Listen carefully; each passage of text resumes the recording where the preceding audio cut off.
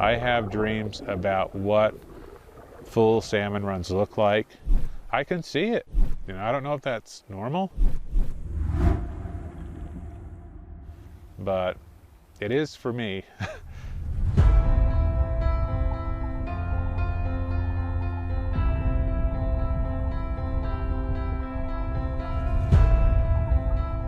Salmon are an identity. To be linked in with salmon is to live a traditional life. You can't really grow up in the Northwest without salmon as your icon. Salmon are interwoven into the culture and the economics of the Pacific Northwest. Fish are a critical component of Northwestern legacy. They're a cornerstone of who we are and what we do.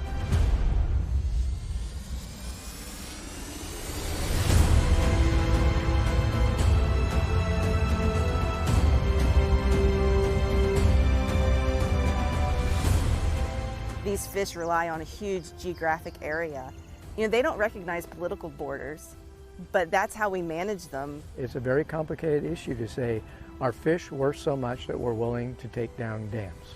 It's a tough place to be, but it's a magnificent opportunity to contribute to the Pacific Northwest. We have a great opportunity here to change the world with salmon. It's not just about salmon recovery, it's about our connection to this earth.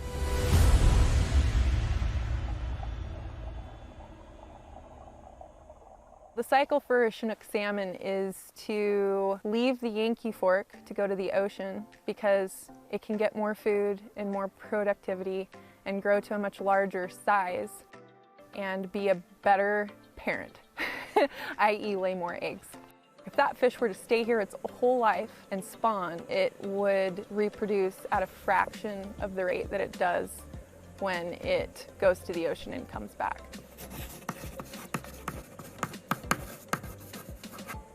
So more groceries, more space, come back, have more offspring. That's the evolutionary advantage to leaving and coming back. They evolved to do that. They know what they're doing. It's been successful for them over the millennia. Let's just hope it continues to be.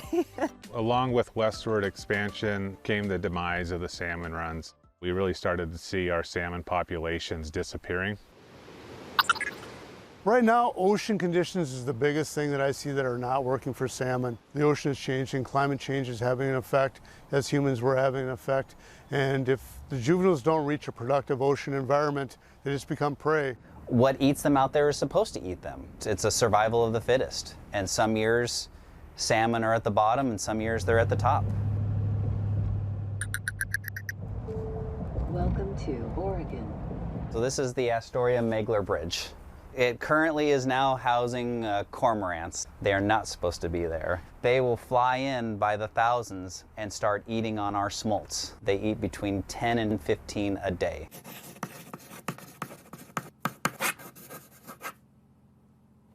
In the Columbia River, we technically call the estuary everything from the mouth up to Bonneville Dam. It's kind of the tidally influenced portion of the river.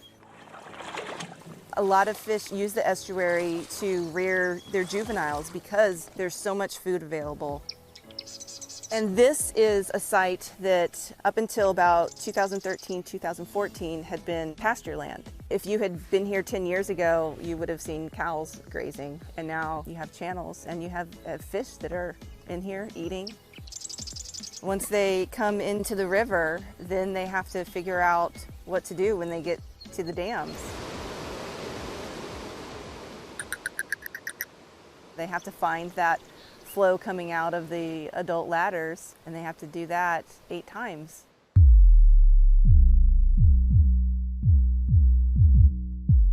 Most people, like my family, didn't really see the conflict between fish and dams. Those stories of salmon and dams were just part of what I grew up with, the two of them together. Dams were amazing things. They were things that you wanted to go visit. You wanted to see them. Bonneville Dam was designed for hydropower production as well as navigation, and it was also designed with fish ladders. The Corps owns and operates these dams, and Bonneville Power transmits and sells the hydropower that is generated from the dams. Flowing water creates power.